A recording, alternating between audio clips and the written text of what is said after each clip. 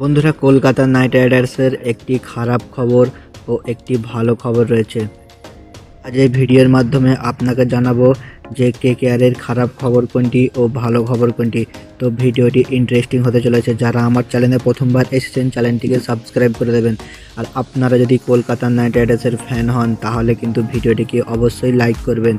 তো চলুন ভিডিওটি শুরু করা যাক।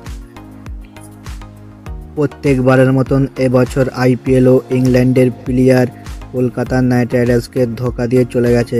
হ্যাঁ বন্ধুরা, ইংল্যান্ডের গাস্ট আটকিনসন কেকেআর ছেড়ে চলে গেছে। সে এবছর কেকেআরের হয়ে খেলবে না। তার পার্সোনাল কারণে হয়তো সে খেলবে না। প্রত্যেক ইংল্যান্ডের প্লেয়ার কিন্তু আইপিএল খেলার সময় যে দেশে চলে যায়। এই কলকাতা নাইট রাইডার্স গাস্ট আটকিনসনকে মিনি অকশন থেকে কিনেছিল।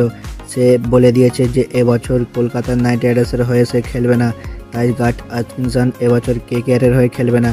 তো তার জায়গায় রিপ্লেসমেন্ট হিসাবে কলকাতা শ্রীলঙ্কার ফাস্ট বোলার দুষ্মন্ত চামিরা নিয়েছে।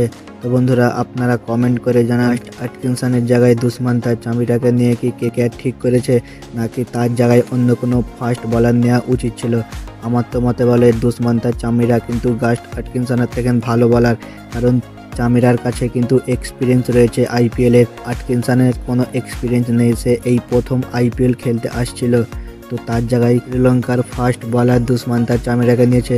এর আগে কিন্তু দুষ্মন্ত চামিরা লখনৌ সুপার জায়ান্টসের কাছে ছিল, কারণ সেখানে যখন গৌতম গম্ভীর মেন্টর হচ্ছিল তখন কিন্তু সে দুষ্মন্ত চামিরাকে নিয়েছিল। তো তাই এবছরও কেকেআরের আসতে সে দুষ্মন্ত চামিরাকে নিয়েছে। আপনারা কিন্তু গাস্ট আটকিনসনকে দেখতে পাবেন না, তার জায়গায় দুষ্মন্ত চামিরাকে রিপ্লেসমেন্ট হিসাবে নিয়েছে।